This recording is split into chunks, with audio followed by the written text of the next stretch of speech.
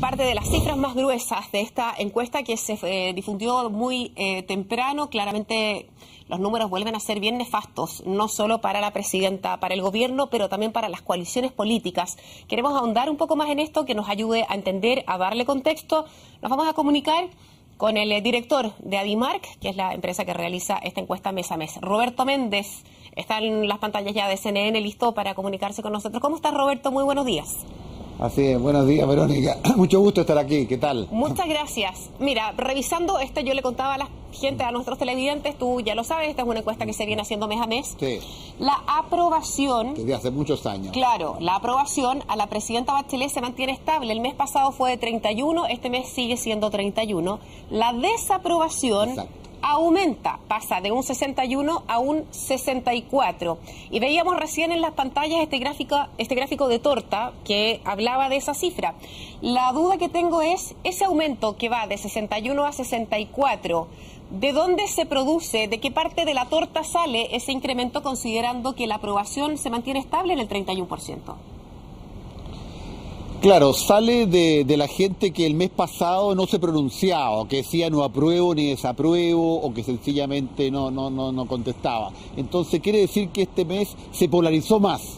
No aumentó o no bajó la aprobación, pero sí aumentó la desaprobación. Hay menos gente que se queda sin opinar. 64 más 31 suma 95, todavía queda 5% de gente que no responde. Pero la gente se ha polarizado. Y como decías tú, Verónica, es un resultado malo, porque 31 de aprobación y 64 de desaprobación significa que 2 de cada 3 chilenos en este momento desaprueba la forma como la presidenta está conduciendo el gobierno, y más de la mitad, como tú también dijiste, duda de la confianza, la credibilidad de la presidenta. Es una situación realmente muy, muy mala. Y el gobierno, que también lo mencionaste, tiene un 70% de desaprobación.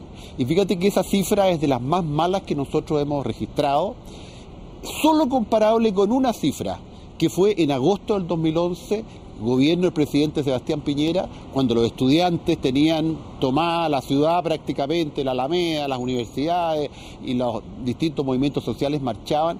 Fue ese momento, solo ese momento, había un rechazo al gobierno comparable al que tiene hoy día este gobierno. O sea, realmente estamos en un momento malo, muy distinto. No hay gente marchando por las calles, ojo, pero el nivel de rechazo es el mismo.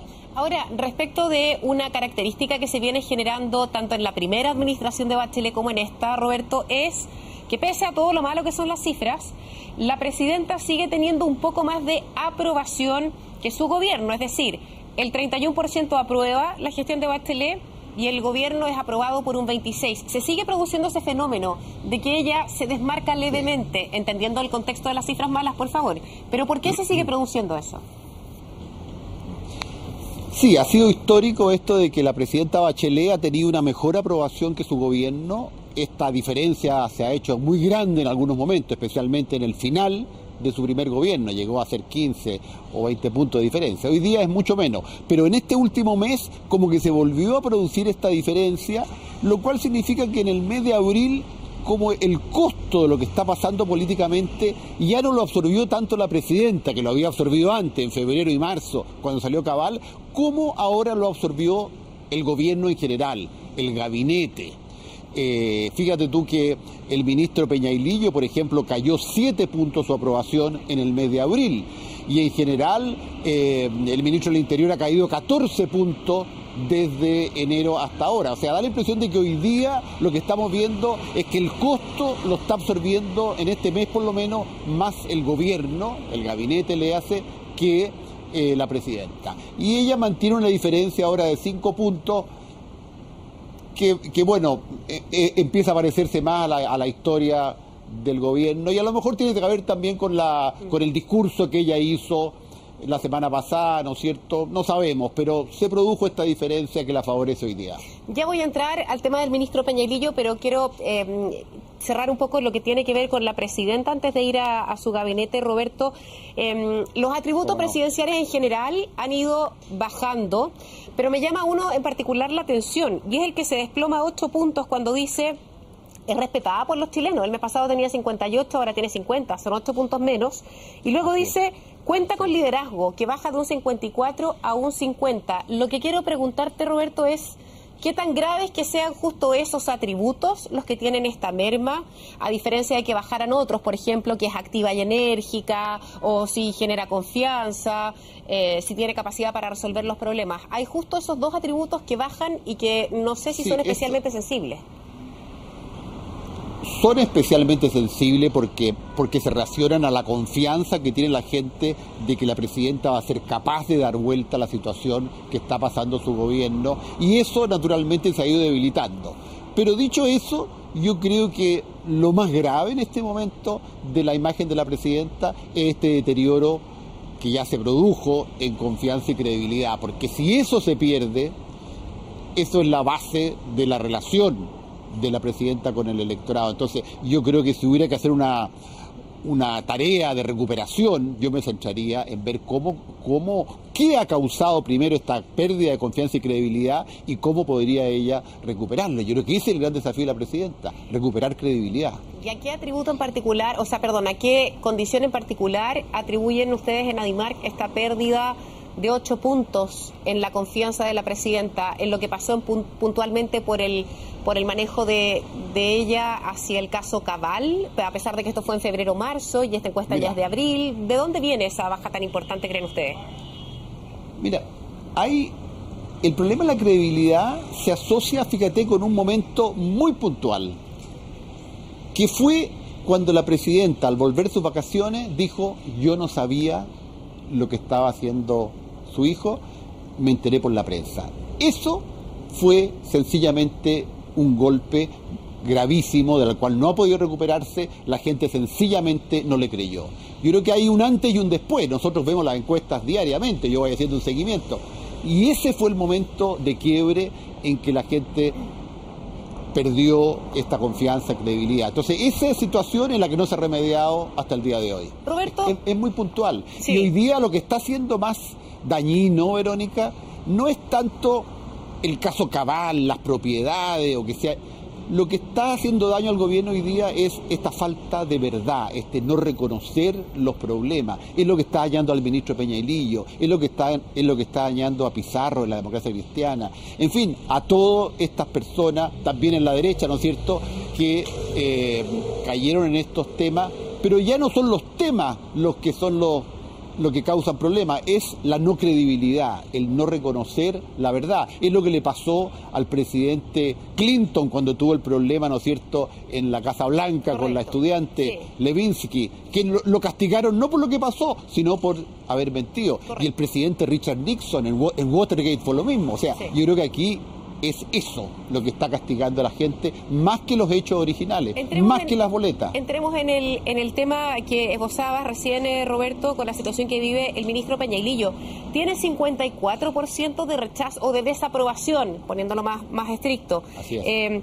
Y hemos visto en general que hay ciertos ministros que lamentablemente por el origen de la cartera que encabezan, salud, transporte, trabajo en general, tienen una mala evaluación porque son los temas quizá más complejos. Pero quiero saber qué gravedad tiene que un ministro del Interior tenga el 54% de desaprobación y que finalmente en los últimos meses se haya desplomado 14 puntos.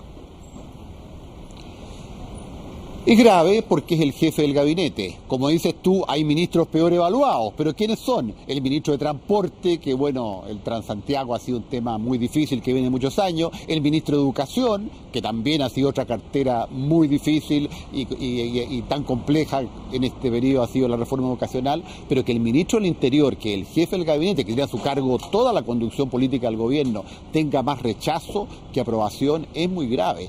Y lo que nos está diciendo obviamente es que bueno, el esperado cambio de gabinete yo creo que no puede esperar más. Está realmente la presidenta en una situación compleja, no se ven caminos de salida, da la impresión de que todo este anuncio que ella hizo de probidad, incluso la reforma constitucional, en definitiva no logran sacar de la agenda este problema de credibilidad y confianza que afecta a la gente. Entonces, en fin, yo creo que se necesita. Con 54% de rechazo, ¿ese cambio de gabinete debiera incluirlo a él también? Yo creo que sí, obviamente que sí. No veo cómo puede conducirse el principal conductor político del gobierno, tener un nivel de rechazo mayor que la aprobación. Es muy complejo. Yo realmente creo que debiera hacer un cambio bastante radical.